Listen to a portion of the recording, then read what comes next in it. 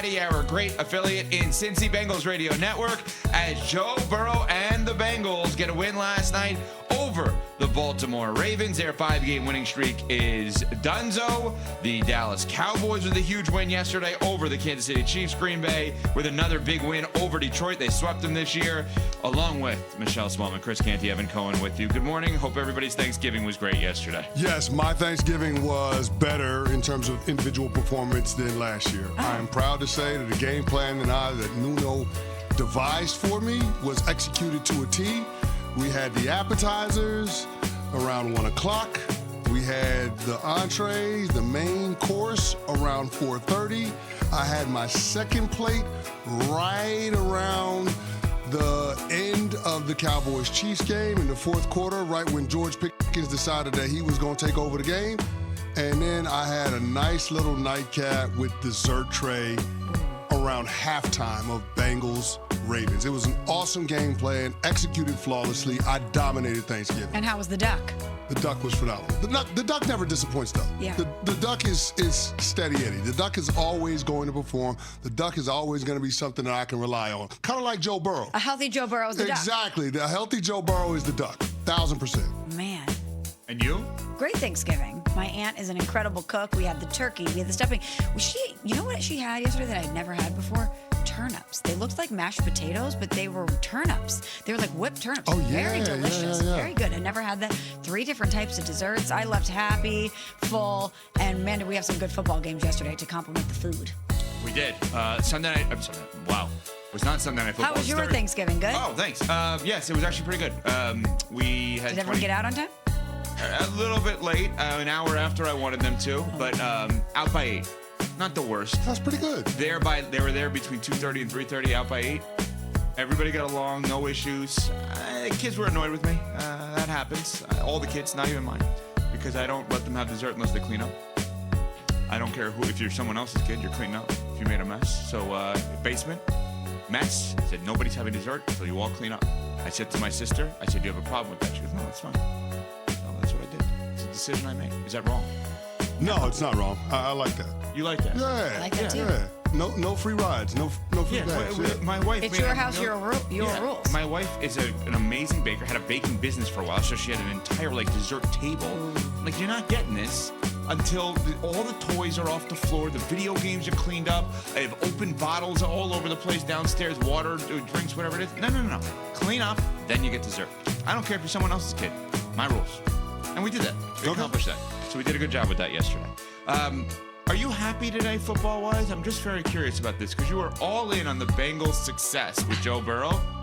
Unfortunately for you, they beat one of your former teams in the Baltimore Ravens. But I feel like, CC, you're probably pretty pleased with your take that Cincinnati has a shot here to pull off a big run, because they looked excellent last night offensively with Joe Burrow at the helm. Well, let me say this. I'm rooting for us first and foremost, and I'm happy that in the Pick'em Challenge we were 2 for 3 yesterday.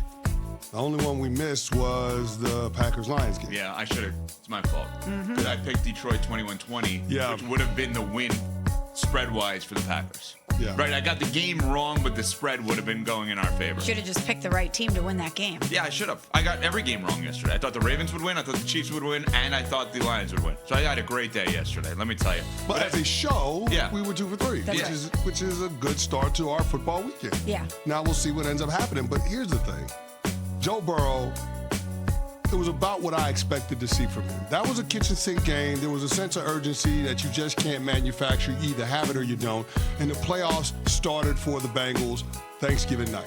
And that defense stepped up. They gave Joe Burrow a lot of opportunities, a lot of time to shake off the rust, and he did that by and large in that first half. And in the second half was more in line with what we expect for Joe Burrow this time of year. The guy lit it up. I mean, he was throwing dimes all over the place. The touchdown throw to Yoshivas, absolute dime. The throw that he had to Tanner Hudson in the corner of the end zone, dime. This guy can make it happen. I mean, he puts it right on his receivers. He probably would have had another touchdown had Mitchell Tinsley not stopped running on that go ball. So, yeah, Joe Burrow was absolutely phenomenal, but I think the thing that surprised me the most was how great that Cincinnati Bengals defense was. Last night was the first time they held an opponent to 10 points or less all year long. They had 5 takeaways, 3 of them in the first half. The Cincinnati Bengals offense had 3 short field possessions in the first half. And maybe the biggest play of that game last night was Jordan Battle forcing that fumble on Isaiah Likely in the second quarter when he's going in to score a touchdown. Brutal. Instead of a 14-6 game in Baltimore's favor, it ends up being a 9-7 game in Cincy's favor after the subsequent possession. That's a double-digit point swing. That's huge. And again, if the Ravens punch in that touchdown, the complexion of that game is completely different. But again, that's another big play for that Cincinnati Bengals defense, and they've been doing that the last couple of weeks. Mm-hmm. This defense is finally starting to find its footing. You know, Al Golden being able to figure out what his personnel can and can't do and putting those guys in position to do things to give them a chance to be successful, and you saw that last night. Smalls, Burrow, 24 of 46, 261, 2 touchdowns. Lamar, 17 of 32, 246, an interception. Had 3 turnovers in the game. Last night told you more about the Bengals or the Ravens? I think it told me more about the Baltimore Ravens because we know what a healthy Joe Burrow can do. We saw this at the end of last season when he is healthy, and in that first half, like you said, he was finding his footing a little bit. That offense was getting into the rhythm. Once you saw that click, you're like, this is what I expect of him. This is what I know Joe Burrow can do, and this is how scary I know the Cincinnati Bengals can be when he is performing up to this level. But Lamar clearly does not look like the 2-time MVP that we know Lamar Jackson to be. And this division is really fascinating because I think collectively on this show, we don't necessarily believe in the Pittsburgh Steelers. After starting 1-5, the Ravens started to come alive, but we had been saying Lamar doesn't look like Lamar, and that could be problematic. And now all of a sudden you have the Bengals with a healthy Joe Burrow getting some confidence, and you said it yesterday. This is a team that could cause some problems and could go on a run. It's wild to think that a team that was 3-8 has a shot at the division, and I think it is such an unbelievable indictment on the 2 teams ahead of them. Like, give Cincinnati credit. All right, they're staying alive. Like, I probably would have been tentative to bring Joe Burrow back. CC was right. Like, as long as it's there, why not do it? Which it's there right now. But that's the disappointing thing, that it's there. Like, what are you doing if you're Baltimore and Pittsburgh, allowing this to kind of be really more Pittsburgh, but now Baltimore to be a race? And Lamar Jackson last night was asked after the game if the injuries. Are all those compilation of injuries affecting you out there and affecting the pros? Nah, I just got to be more consistent. I got to make those throws. I don't miss them in practice, so I shouldn't be missing them in the game. I mean, accountable, right? I mean, obviously, so he's taking accountability there, but The turnovers backed up can't happen if you're Lamar. Ball security in the pocket. Which one? Well, the one I'm saying, the one right before halftime, yeah, where it's the tuck rule. That was insane. That was crazy. I still don't. So for those who, I'm going to do my best to describe this. He has the ball inside his own 5-yard line. He's getting tackled. We're showing this on ESPN too, and he's like trying to switch hands almost, and the ball, it just pops up right into a defender's hand. Now, Cincinnati at first and goal from the 2-yard line, it didn't score a point or actually produce a yard in that spot. So they got lucky. Yeah, but that was still a telltale sign of the game. Yeah, it was. It was an indicator. And Lamar knows he can't turn the ball over backed up like that. He's got to be better in those situations. I clearly think something's wrong with Lamar. Yes, I agree with you. He can't run away from defenders. The hamstring, the toe. He's compromised. He's compromised. And if he can't be dynamic, if he can't be that elite level athlete out there, then I think it does do something in terms of affecting his confidence, affecting his psyche. We saw something from Lamar Jackson that we haven't seen in years, and that's a 3-turnover game. The last time Lamar Jackson turned the ball over 3 times or more, you got to go back to week 12 of 2021. Oof.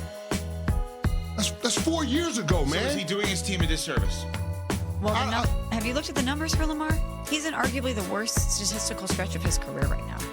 3rd straight game without a touchdown pass, longest drought of his 8-year career in the NFL, held to under 60% completion rate in 4 straight games for the first time.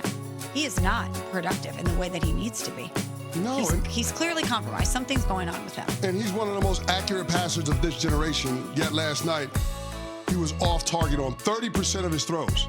30% of his throws. Wow. Think about that. The league average is half of that. And Lamar Jackson is one of the most accurate passers when he's right in the game. There is something wrong with him. Now, is he doing the Ravens a disservice? No. Because the Baltimore Ravens ain't got no chance at being able to win that division and get to the playoffs unless number 8 is under center. Yeah, we already saw that this year. Yeah, they ain't got no shot. Yeah. Are they doing him a disservice? Are they not running their offense? Todd Monken, their offensive coordinator, because I agree with you. Lamar's playing, he's playing. Yeah, exactly. Right? But are they doing him a service by not finding ways to alter the offense to make it a Derrick Henry-based They're offense? doing him a disservice because they don't have an offensive line in place that allows them to do what they want to do. They don't have the offensive line to be able to run the football like they could a couple of years ago. They don't have the offensive line to protect Lamar like they should when he's dropping back to pass. This is on the front office as much as it is